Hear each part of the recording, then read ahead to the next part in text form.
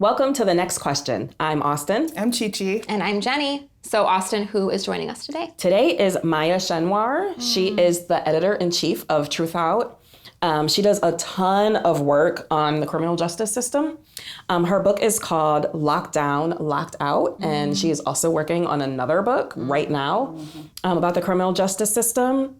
But I am just in awe of her storytelling, along with the statistics that we all need to know about the prison system. Yep. What I loved about her book and our conversation was a lot of times when you're talking about like systems of like oppression or institutions, we're only focused on what's not working. Right. And we don't necessarily spend a lot of time focusing on like what could be. And I love that we spend a lot of it imagining a different way, that it doesn't have to stay this way, that there are solutions and things that we can try and explore to make our world better and to actually make us safer. Yeah. There were so many like paradigm shifts for me as I was just really resonating with her words. So I felt like it was not just limited to mass incarceration, but it really changed how I think kind of about the whole world. Like, well, it's all intertwined. Right. Again, it's one of those that you can't talk about mass incarceration without talking about, our education system. You can't talk about it without talking about racism, about sexism, all of those things. Yeah. And she's really one that I feel like everybody should read her book because it's a topic that is so hidden from our society, and we can easily forget about those who are incarcerated. And her sister has been in and out of the prison system. So it was like a really personal thing to read, her book and to talk with her about these like real people. And what I love about her is she's a storyteller, but she really honors the people that she's, telling the story or sharing the stories about. So I want everybody who's watching this to read her book and, to really start to ask some different questions about why are things this way, Yeah, I think her work has kind of some of the most potential to really rattle people to their core. For people that think they are in this world of like progressive activism, this will challenge you. This will challenge like how far you want to take some of these stands. It challenged me. Yeah, sure. Totally. A lot of things. Yeah. So should we do this? Let's do it. Let's ask the next question.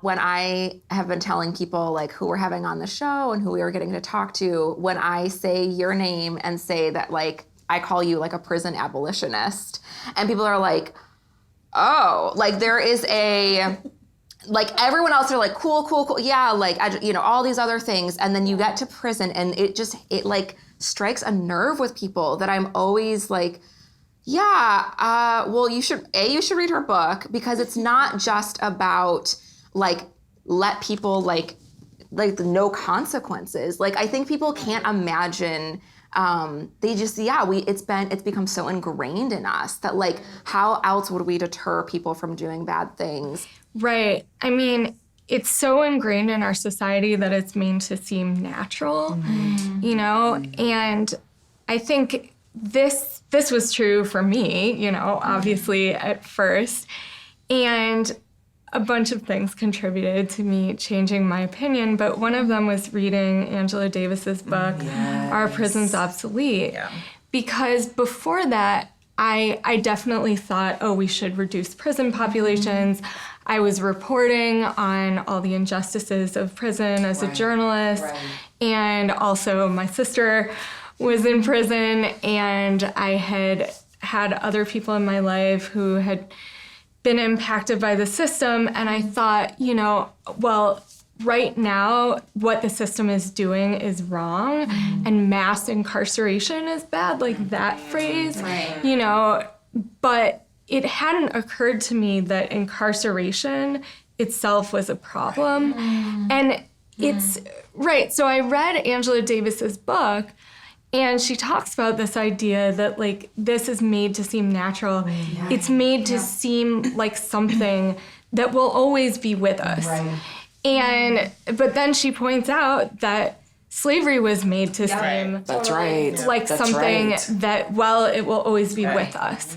And she talks about other institutions that, like, they're so insidious because they're made to seem unshakable. And so I think with prison, coming to this position of being an abolitionist was really partially looking at that idea of, like, well, what if we could imagine our way beyond it, you know?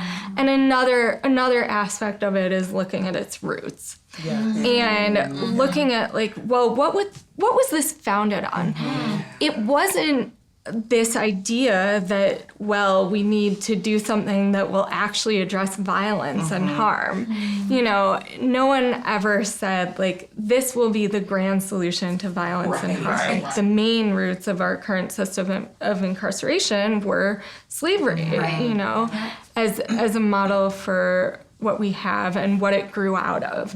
And also there are other roots. The indigenous genocide in the United States also contributed, colonialism, and also the way in which people have been incarcerated in psychiatric hospitals, and all of that also contributed to the way prison is today. So I think when we look at those roots, we think this is what this grew out of. You know, maybe the thing to do is not fix it if the roots are rotten.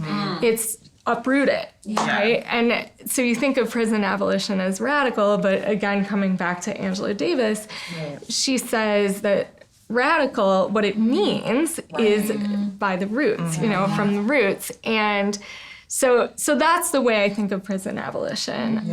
I think another response to people who are like, well, you know, we need that is it working? Do we still have violence in the United States? You know, do people still harm each other? It's like, well, yes.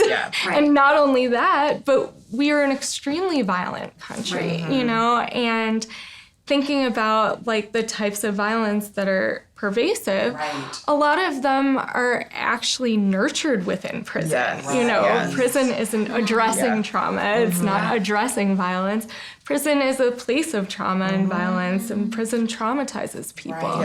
You know, and if we think about the idea that hurt people, you know, even in those cases when we're actually talking about violence, this is not the way to address it, you know. I know so many people that, you know, they say, like, you go into prison to learn how to become a criminal. You know, And when you think about that, and I one of the things I loved in your book is when you're saying, is this working? And that's when you sit back and ask that question, you realize we're not asking it because we don't care, you know? We just want to, the solution isn't to help people get better. That's not what we're trying to do. We're trying to build more prisons, and certain people are trying to make more money off of this because it's now a business. It's not, we're not in the business of rehabilitating people. We're not, you know, in the business of making sure you don't come back here. Like, it's set up so that you continue to come back. Our probation system, all of that. And I think, one of the things that you talked about is that I feel like until we've addressed that foundation, whatever we build on top of that is still, it might be a different form, but it's still going to have the same, you know, result. It's still going to be racist. It's still, you know, we'll still see the same system. And so I'm always thinking about how do we get to that place? First of all, that's why we're doing the show, because we're trying to say, like, how do we continue to have this conversation about getting to the root of it? But then also, how do we imagine something different? Because I think that's such a big part of the problem, that we have a hard time thinking about what a world would look like without prison. You know, even for me, and I'm, you know, I was really challenged in this book because I thought I was an abolitionist, and then I started thinking, I was like, oh wow, this is a whole new world, you know? It is, exactly. It's a whole new world. And also there are elements of the world we live in that are abolition. Like, we do abolition all the time in our lives, in how we relate to other people. So thinking about just life in our families, you know, like, if your child steals your hairbrush and hides it, are you going to call the police? That's property theft, and how do you deal with that situation? Or, if you're in a situation with your sibling as you're growing up and your sibling hits you, do you call the police? And, sometimes you do, depending on the situation. But usually not. And how are you going to navigate that as a 12-year-old or whatever, And so I think that, like, thinking about some of those ways in which we deal with things among ourselves is one way to kind of start to think about it. Another thing, so right now I'm co-writing a book about kind of the expansion of prison beyond the prison walls in the name of alternatives. So things like electronic monitoring, probation, house arrest, psychiatric institutions, mandated treatment, and lockdown treatment. And a lot of these things are proposed as like, well, this is what we do instead of prison, and it's like you said, it's building something else on that rotten foundation. And so we're writing this really depressing book, and everybody buy it. Right. And we thought, well, what can we do? So we decided in the last chapter we would talk about, how do we move beyond this? And it's a really long chapter. It's like, because we're like, the whole book is there's no simple solution for how we do. I don't understand. Every chapter is another terrible thing, and then at the end we're like, all right, this is what we do instead. And so it got really long, but that was encouraging to me, actually. And one of the first things, and this, to me, this thing makes it a little more manageable to think about, is the first section of that chapter is called Nothing.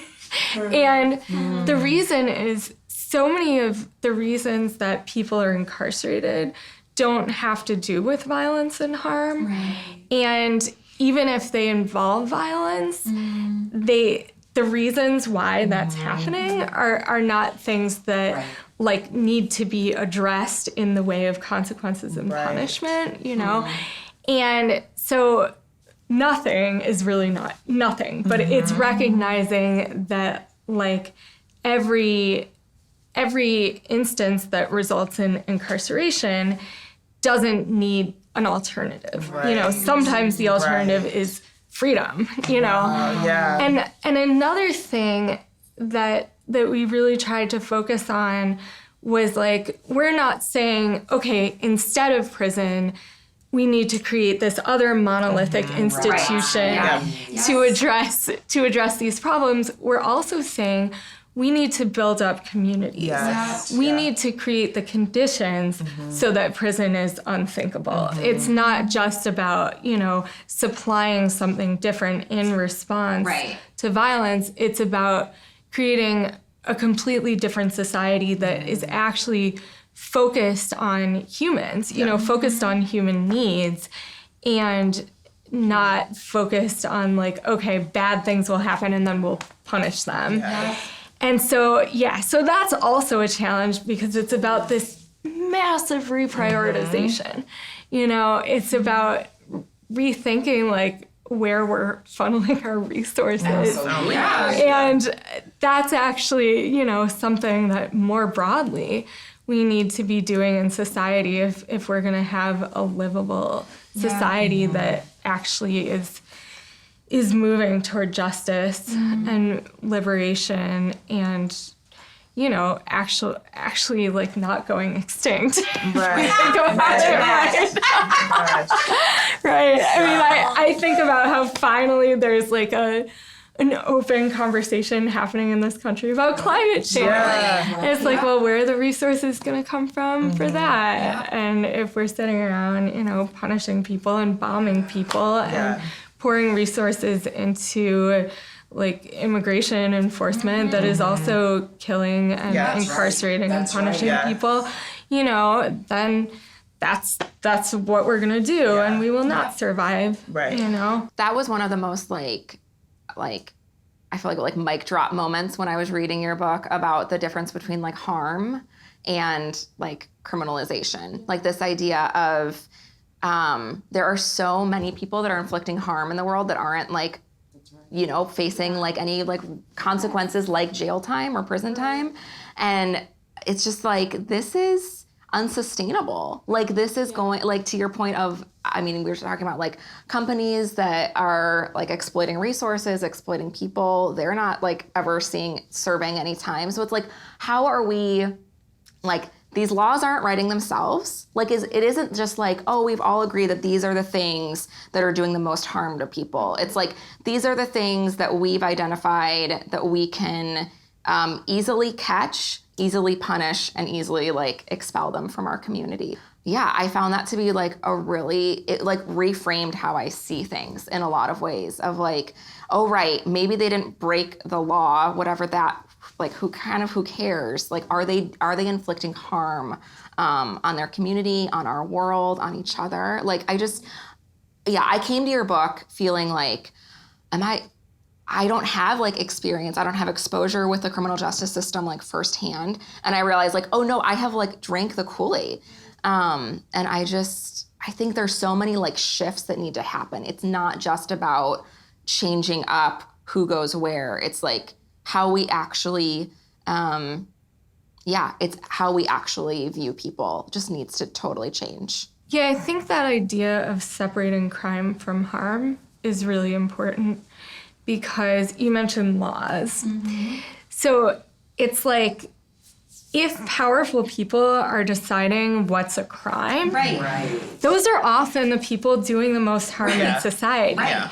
You know, and I was thinking about like, I guess it was last year, I wrote a column where I was talking about Trump's budget as a murder budget. Wow. And just like all of these priorities, we have to recognize as murder, you know, like war and the criminal legal system and all of the immigration and all of these things, like we have to recognize as death-dealing systems and that we have mass murderers running our government. And actually a lot of people got angry at me and it wasn't just conservatives because people are very defensive about this idea of crime. You know, and they're like, well, you have to separate like, you know, bombing from crime. And it's like, why?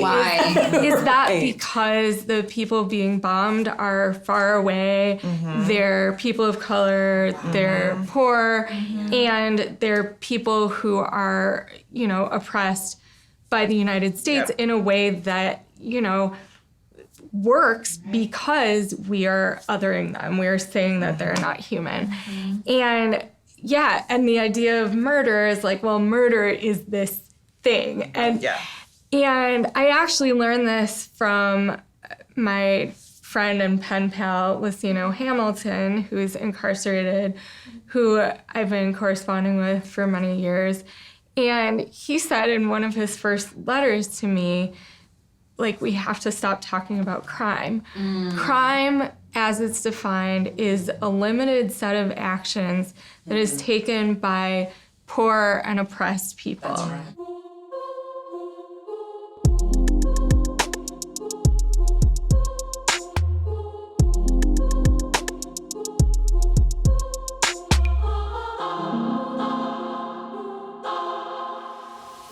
One of the things that struck me in your book was talking about how so many people who are incarcerated have been harmed first. And the reason it struck me so much is because I have a cousin who died while incarcerated at like 34. And we lived in different cities. We grew up in different cities. And so we didn't have a lot of connection. But one of my most vivid memories of him is being a teenager who was held at gunpoint so that somebody could steal his shoes. But I had never put together, right, that so many people who end up incarcerated were harmed, were hurt, were watching the system not work, or work the way it was designed to work, right? Yeah, exactly. Yeah, I just, it brought a new light, right? So for me, that moment of seeing my cousin so hurt was humanizing. But then in your book, like, it just brought a wider context to this cycle that is happening because we're not pouring into communities, right? Because why was the kid wanting my cousin's shoes? Right. Right? Like, why didn't he have a great pair of shoes that he loved and could call his own? Why was that necessary? Why did he have access to that gun? Why did he have access? Yeah, like, yeah. Right? Like, just so many questions that bring me back to the lack that is in some communities and the amazing resources that are in other communities. Because the truth is, depending on what community he lived in and what resources he had, he probably wouldn't have even ended up in jail. That's right. We know that, you know, you can pay for your I mean, clearly we've seen that even just in recent times, that you can pay to get to leave jail and go to your job every day, which I did not know was a thing, apparently. Yeah, there's this great neuroscientist, actually. His name is Carl Hart. He wrote a book called High Price, and it's about drugs and society. And he came to his job as a neuroscientist because he grew up during the crack epidemic, and in his community, everyone was going to prison for crack. And so he grew up thinking crack is the problem. And I want to become a scientist and learn how to deal with crack. Oh, interesting. Okay. And then through his work, he found, like, crack is a substance like anything else, you know, and certain drugs are demonized because of their connection with how they get associated with certain populations. So if crack is associated with Black communities, then that's the drug that gets particularly demonized, and then you end up with this driver of incarceration. You know, and actually, I think this is really interesting. So the distinction between, like, using, selling, like, all of these things. And right now, with the opioid crisis, you see how people are responding differently, and people in power are talking about it differently. But one of the things that I've noticed in my work is, so there are a few things with this. One is that people are talking about it differently, including, like, the president. It makes me so mad. Treatment, blah, blah, blah. Rehab. But also, at the same time, they're intensifying the drug war because they're talking about treatment, but really what they're doing is they're targeting people who sell opioids, who sell heroin in a way that continues to be very racist. So it's like, and you see conservative politicians doing this, so they're framing, like, some opioid users as, like, innocent white kids, and then demonizing people who sell it, who often they're characterizing as Black or brown, and like as these kind of like predators who are coming in and selling. And then so those laws in many places are actually becoming more punitive, more carceral, and in some places they're actually, this is increasingly common,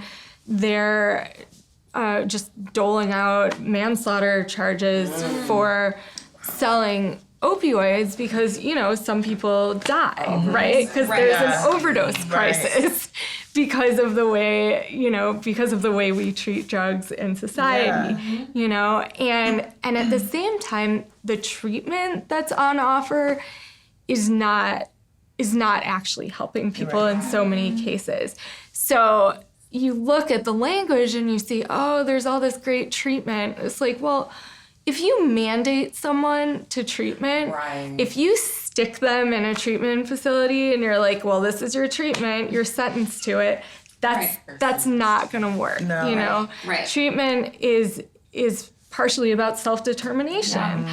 And so there's that. There also is the issue of just not funding harm reduction. And part of what needs to happen with harm reduction is that drugs need to not be criminalized. Yes. So, like, one of the things that has happened recently is there's a little more publicity around safe consumption sites or safe injection sites for opioids, which is just like a really exciting possibility for like, okay, you're gonna use these drugs, like here's a place you can do that safely. Here are medical professionals that can help you if something goes wrong. Here's information about treatment that you can take at these places. You can get a visit with a nurse when you go, like all these types of things. That's not legal here. And they're trying to open a facility in Philadelphia that will be one of the first. And a reporter from Truth Out actually was on a press call with the White House recently and asked, well, you know, what about safe consumption sites? You're talking about being concerned about the opioid crisis. Here's a thing that actually works. Like, here's a thing that works. And they got super defensive and they were like, no, we would never endorse such a thing.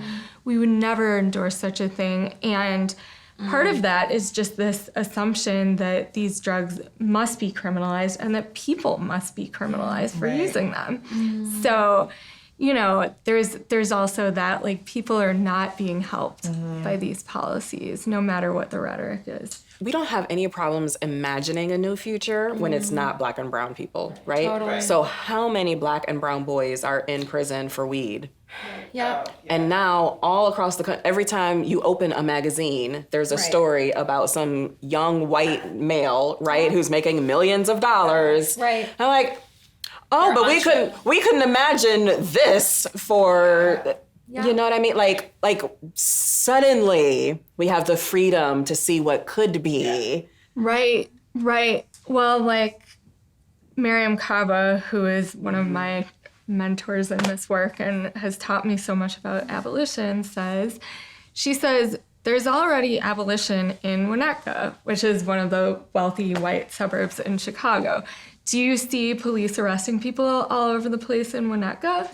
Like, think about that. And another thing with drugs and thinking about this distinction, so in jails and prisons, they're giving people drugs constantly. They're giving people very strong psychiatric medication that is often very damaging for them to sedate them. You know, so right now my sister is incarcerated and she's being given Thorazine, which is this very, very strong antipsychotic that they used to give to people in institutions in the, 50s or 60s or 70s. And it's a sedative, right? So it's like made for you to sleep and be, just like be quiet. And and she doesn't need an antipsychotic, And so it's these kinds of things, right? Thinking about like, well, what are drugs? Right. Like when we say drugs are bad, like what are we talking about, really? And then this thing with weed. So it's like, I find it really interesting the direction that legalization takes. And I think that we really need to be thinking about as we're fortunately moving toward legalization, which is really important, how do we build reparations into that for communities that have been impacted, Like that needs to be a core part of that process so that it isn't just about young white men making a ton of money, And like, what are we gonna do to repair the harm that has been done, especially to Black communities?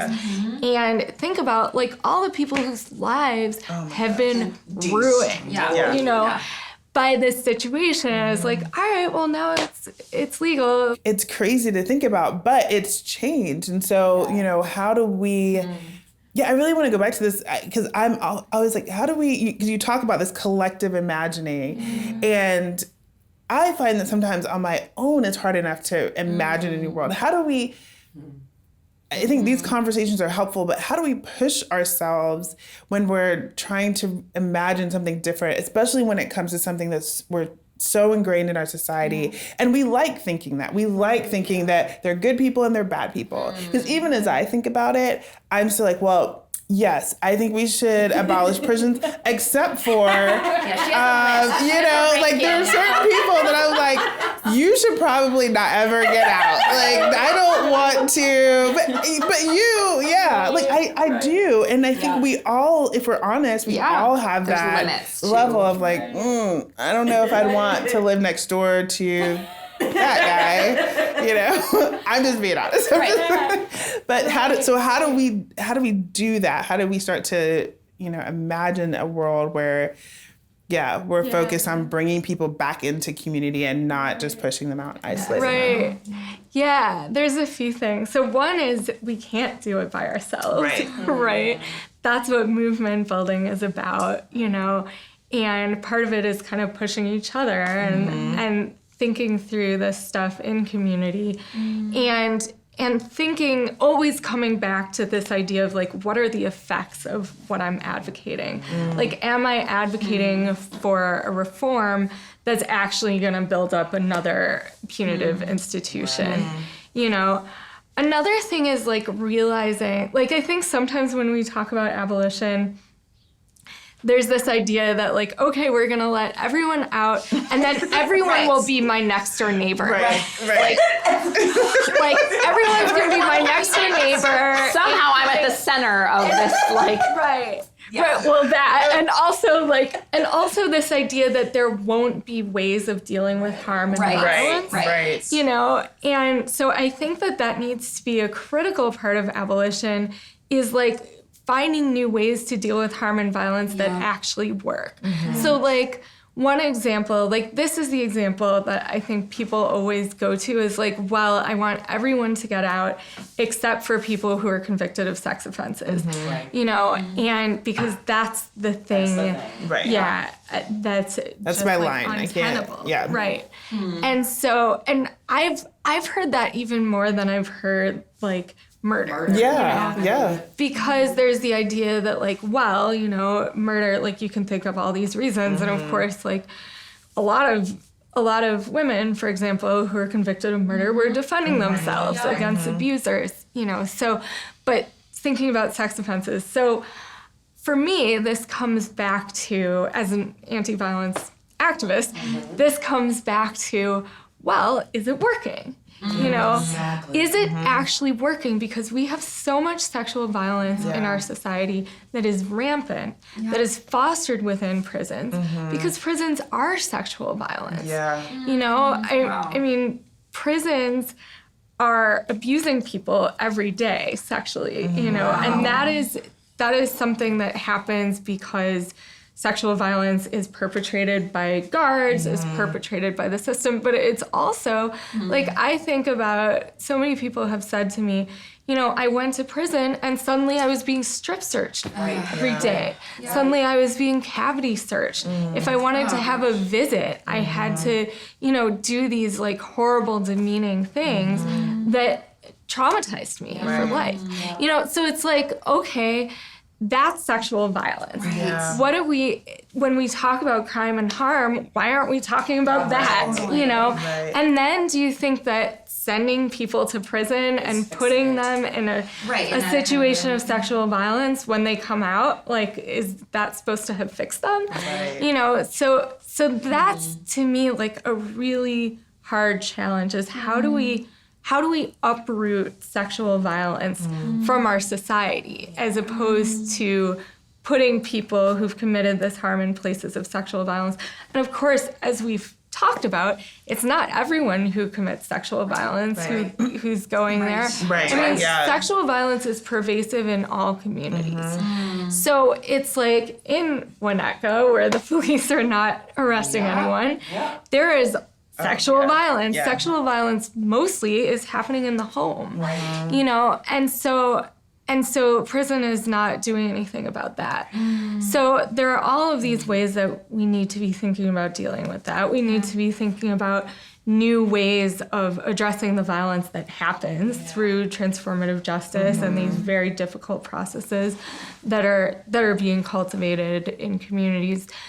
we also need to think about education and what are we doing, from the time that our kids are very, very young with how they're being like educated and socialized and taught like not only sex education, but what are we doing, in our homes and on the streets, and like how are we actually approaching issues of gender and sexuality? And so for me, like, unfortunately, there is no easy answer. Like, not only is prison not the easy answer, because prison is making it worse. Like, I think for me, like, this is an issue that I care deeply about, like, how do we deal with sexual violence? But I'm a prison abolitionist because I think prison is making it worse. Well, and not only that, but I think there are limits to who we think of as sexual predators, right? And who deserves another chance and who just needs to be locked away forever, right? So every few years, there's a case of a young, white, Ivy League male, right, who we're only going to give 3 months. Right, of community service. Right, because he has a bright future ahead of him. Right. So we would never think of him as a sexual predator, right? And then there's women that we don't care about, right? So we think about refugees and migrant women and women who are undocumented, trans women, right? Like, right, exactly.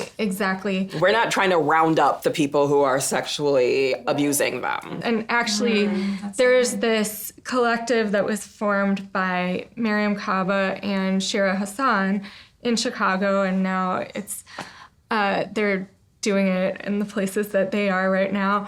And it's actually about how do we deal with sexual harm. And they called it just practice because we're gonna make mistakes. This is a messy process. But if we want to work toward systems that actually work and processes that work, we're gonna have to practice.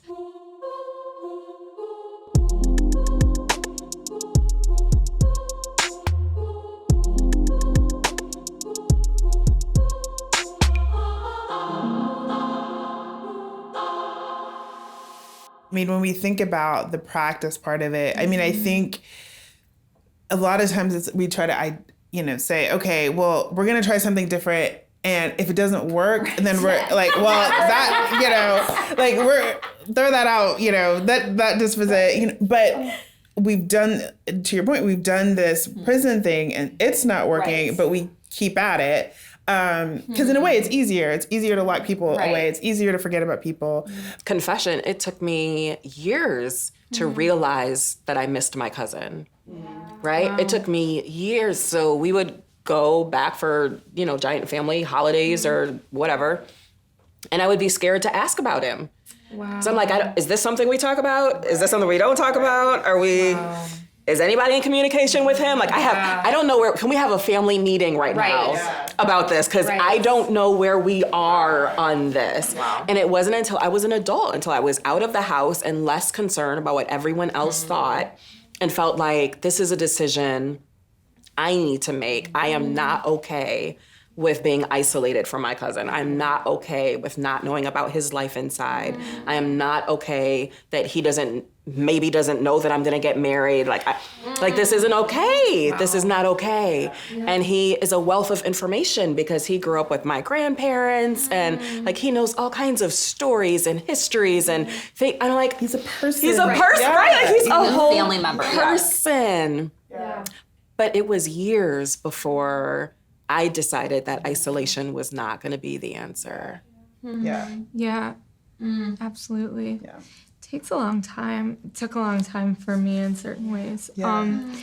And I also think that when we think through like recognizing people as people and then dealing with actual harm, sometimes it's not touchy-feely at all, Like, sometimes the consequences are actually more difficult, because if you go through a restorative or transformative justice process, maybe you have to be held accountable in ways that wouldn't happen if you were just sent away and separated from your harm.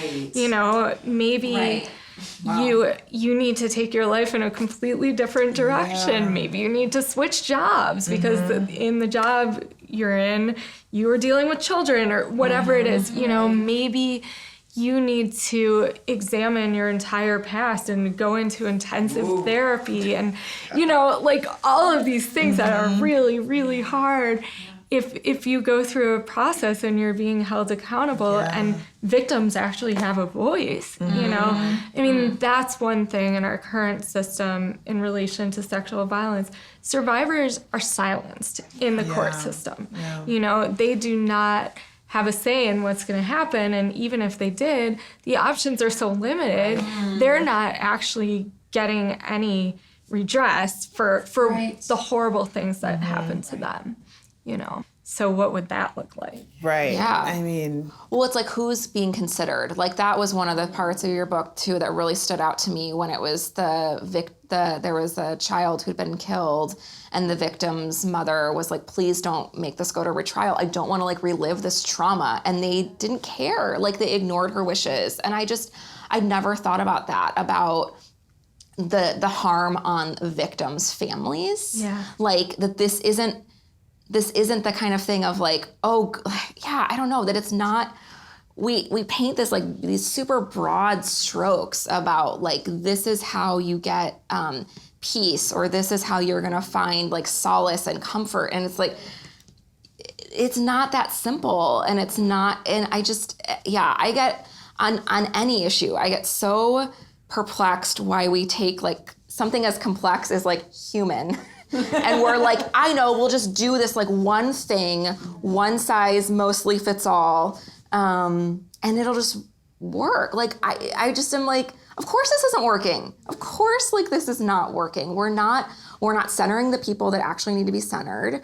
We're not doing all these other things. We're approaching it like from one very weird, not working vantage point. And I wonder if it's because it's to the like, it's just easier to not think about. Like, and even when we're talking about like, maybe like white collar crime or something versus like, though like isolate, like versus the one-on-one crime, it's so much easier to be like, well, that feels so like big or like over there versus like, oh, that could be on my block and that could happen to me and I could actually be impacted, as opposed to like, we're actually impacted by all of it. These huge crimes. Yeah, but just this weird like our own coping for how is this actually going to impact us and our own survival when recognizing we're not safe like by just pursuing one, or we're not safe by pursuing one that way. Exactly. Yeah. Yeah. No, I think sometimes about that issue of white collar crime, like what could be done that would actually address that, as opposed to someone going to prison and we're like, oh, that's justice, you know, when it happens once in a while. Right. And it's like a front page story, expose. Actually, like, why should this person be a billionaire? Billionaires shouldn't exist. right. Like, I'm sorry, but we need to overthrow capitalism. So anyway, instead of putting these two guys in prison, and so it's like this, it's this weird thing where like if you start thinking about the magnitude of those crimes, and I also sometimes think about like what would it look like to have a Truth and Reconciliation Commission for like CEOs, for like the people who are actually, you know, causing like so much harm, devastating our society, you know, participating so closely in that devastation. And like, I mean, that would be like massive. Like that would result in perhaps transformation if it were done right. But yeah, incarcerating these like three guys. Right. Justice. Because it's always so much bigger. Yeah. You haven't gotten to the root of what's happening. Like, I totally agree. I mean, I don't think there should be billionaires because I don't think you get to be a billionaire without exploiting people. We are so like grossly punitive, and we have this like sick desire to punish people or something. I don't know what it like. And I was a psych major, so I keep coming back to like, what is this about this like, I mean, you can't isolate this just to prison. This is like so much more expansive. And I'm thinking about what's happening at the border. And just when you talk to people, like the dehumanization that's occurring for one, but then also the like, this weird condoning because people broke the law. And it's just like, I don't get how that has become just so easy to swallow, that if you break the law, basically like people can do whatever to you and like, well, you knew better or something. It's so gross. It is so gross how easily we are to just like cast off people. And again, like, it's so nakedly racist. Yeah. And like, because I'm like, time and time again, who are we like constantly casting off? Right. Yeah, it like, I feel like I like literally feel like I'm a hamster on a wheel in my brain sometimes. I'm just like, how is this argument working over and over and over again without being, because I see all the holes in it. Like, I think we all see all the holes in it. Why is that? What is in us or in like white supremacy or what, like wherever we're like learning it from, that makes that so like, no, like you are gonna like an eye for an eye kind of a thing, or an eye for like the little hangnail harm that you did, you know, like. Right. What is it? Diagnose us. What is wrong? God. The opposite. I mean, yeah, like I think that the latter, like it's not necessarily something in us. I think it is more something in white supremacy and in some of these larger structures. Yeah. Because, you know, we do see societies all over the place and throughout history that have not used this, you know, and prison is really only about 200 years old, like in its current form, you know, and not that we should go back to like, you know, chopping people's heads off or whatever. A brand new world I'm proposing. Right. Yeah. But I do think that when we think through like, well, what is it about humans that produces prison? Well, you know, I mean, these restorative justice and transformative justice ideas didn't come out of nowhere. Like a lot of them are grounded in indigenous practices throughout history and today in current cultures. And I think that like drawing from the fact that we as humans have done all kinds of things, you know, then we start thinking about, well, what produced this? Yeah. And then we go back to its roots in white supremacy and colonialism and also, you know, imperialism. Yeah. What do we do in relation to other countries? And that, I mean, in certain ways, I think that makes it easier for me to conceptualize that this isn't permanent, because I don't think that prison is innate to us, you know, prison or its relatives, you know.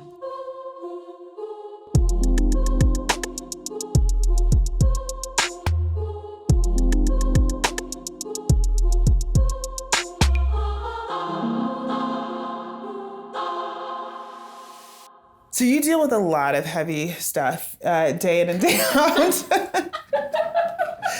I mean, just reading your book, I'm like, oh my gosh. But in your work with like Truth Out, so I'm just curious, you know, how do you care for yourself? What does that look like?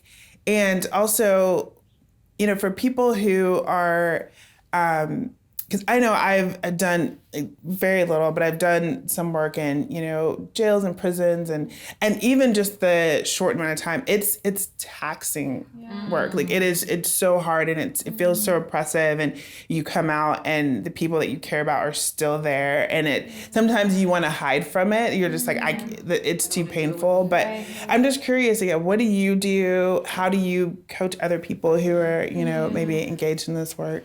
Yeah, I'm working through it, honestly. I was just having a conversation yesterday with someone else at Truth Out about what can we do in the organization to make it so that people don't burn out or become miserable because they're reading about like climate change and all these, and prisons and all these horrible things as their job. And I definitely went through this when I was writing my book, and I went part-time at Truth Out for a while, and so, you know, I was doing that part-time, but the rest of the time I was writing about prison, and Not much of a break. Right. In my spare time, for fun. For my hobby, my leisure. That's kind of how my life is, but But I have had to think this through pretty carefully, especially having epilepsy. And I think like when you're dealing with a disability throughout your life, you do have to always think about caring for yourself in a way that maybe is a little bit different. And for me, part of that is relationships. Like part of it is making sure I'm always connecting with people, which also is an abolitionist practice, you know? And like, because when you isolate, that's when you're most in danger of falling apart. So I make sure that like, even if I'm like just writing all day or I'm on my computer all day editing, that I'm making space to like have deep conversations and connect with people. I recently started a practice for myself, it's really revolutionary, of going outside every day. Amazing. Tell us more. Not for a long time, but like... Well, and in Chicago, that sometimes is like, that takes intention. Sometimes, yeah, exactly. Yeah. Well, I was finding that, especially since at Truth Out, we all work from home. Oh, wow. And so I was finding that in the winter, sometimes I would just isolate. And as we all know, isolation, not what humans are supposed to do. And I think that like sometimes I have to force myself to go outside and force myself to connect and say like, this is how I'm mapping out my life, and relationships are a priority. And I think another thing that was powerful for me, and I don't think this is a substitute for caring for yourself, but I think for me it's been crucial in not descending into hopelessness in relation to prisons, is connecting with movements and doing organizing work, because that's generative, you know, and writing can be generative, but sometimes indirectly, you know, and so being part of campaigns to free people, being part of campaigns to abolish money bail, that's been something that I've been involved with. That's been very powerful and encouraging for me.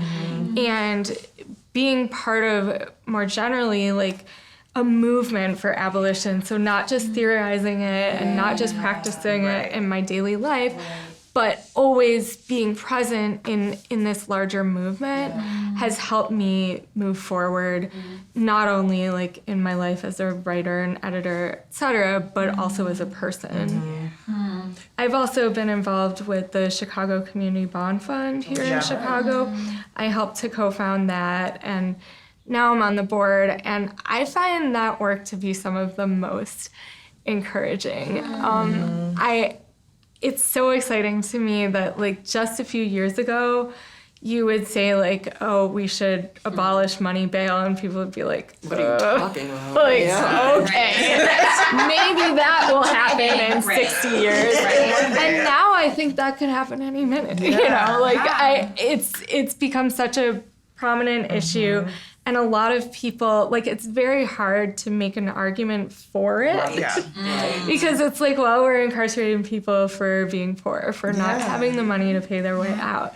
And so that to me is an example of like things moving very quickly, because actually many fewer people are incarcerated in Chicago now because of that movement.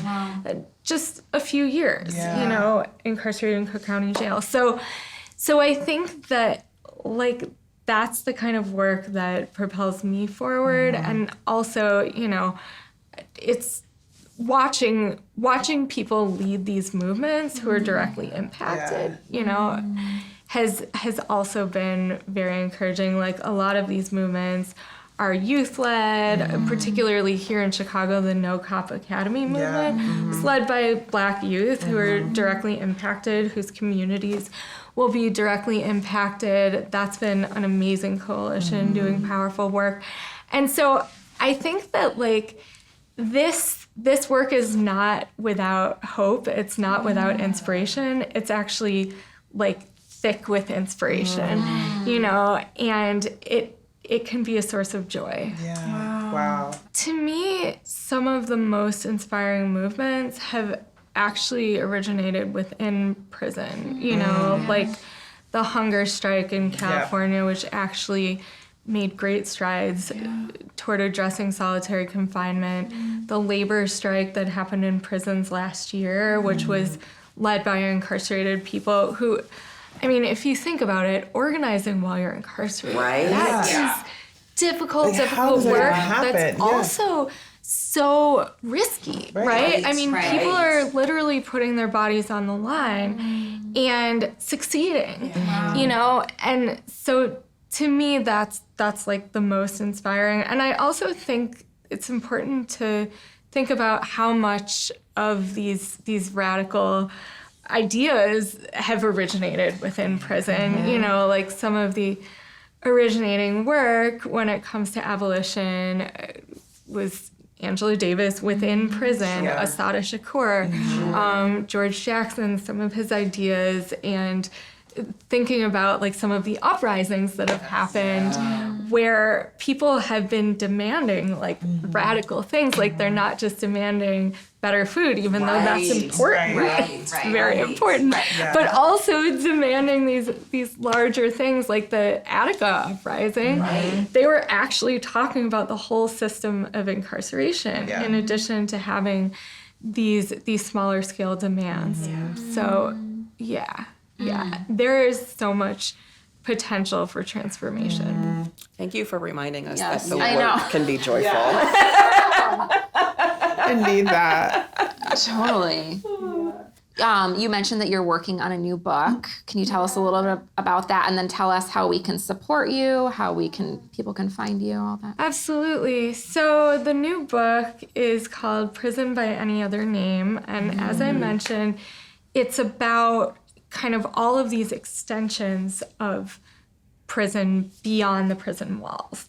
And so that includes things like electronic monitoring, house arrest, psychiatric institutions, lockdown treatment, but it also extends further. It extends to the foster care system and just the whole system of child protective services that is kidnapping children, you know, particularly from Black families, Native families.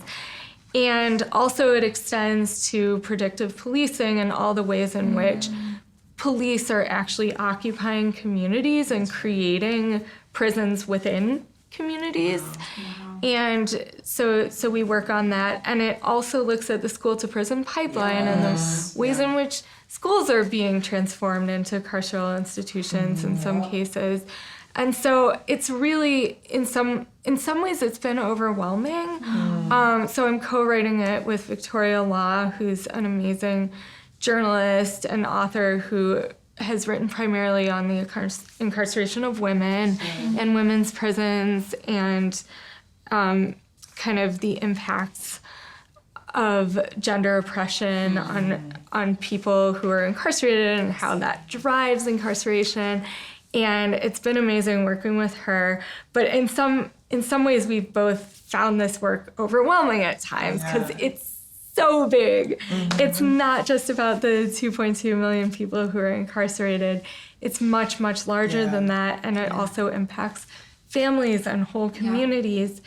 But then, not only are these encouraging things that we're writing about happening, you know, all this work that's happening in community, it's also like, because it's so big, it really drives home the necessity for societal transformation and thinking about like all the ways in which we just assume that we need to take for granted some sort of punitive and carceral solution.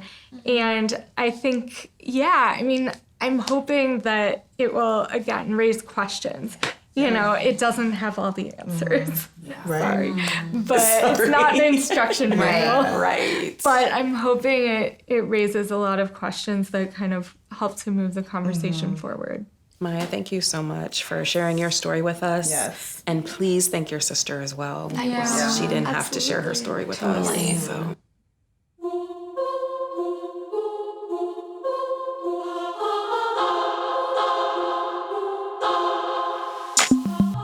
We don't know how to address the fact that this stuff is still in the air. People tell the story like Dr. King preached the I Have a Dream speech and then ascended into heaven. Especially in anti-racism work, I say Black women are 100% experts regardless. Yes. I'm deeply invested in building movements where folks aren't shamed for not coming out of the womb, understanding cis heteropatriarchal violence. Prison isn't addressing trauma, it's not addressing violence. Prison is a place of trauma and violence.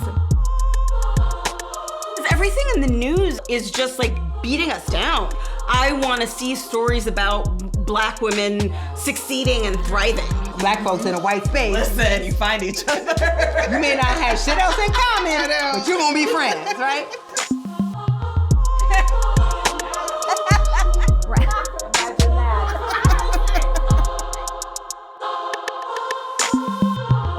I love all the warm-up questions. I really... I was like, hell, we're here.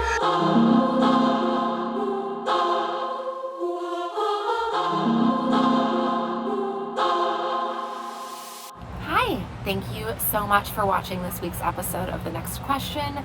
An extra special thank you to all of our amazing Kickstarter backers. This project literally would not have happened without your support, so thank you so much. Also, thank you to the incredible Maya Schenwar for joining us, for opening our eyes to everything that's happening in the incarceration system. So thank you for spending your time with us. If this conversation sparked something in you and you, you need to do some deep dive into more books or other things, we have so many resources provided for you at tnqshow.com. If you go there, you can sign up and we will be sending you kind of follow-ups every week after each episode. So check that out, tnqshow.com, and we will see you next week. Thanks.